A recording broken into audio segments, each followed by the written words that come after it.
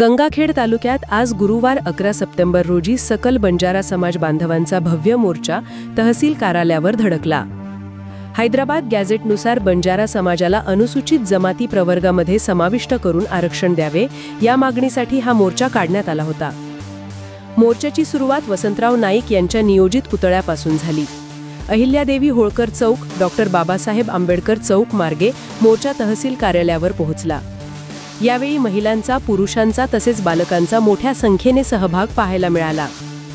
सकल बंजारा समाज बांधवांच्या वतीने राज्याचे मुख्यमंत्री देवेंद्र फडणवीस यांना तहसील मार्फत निवेदन सादर करण्यात आले।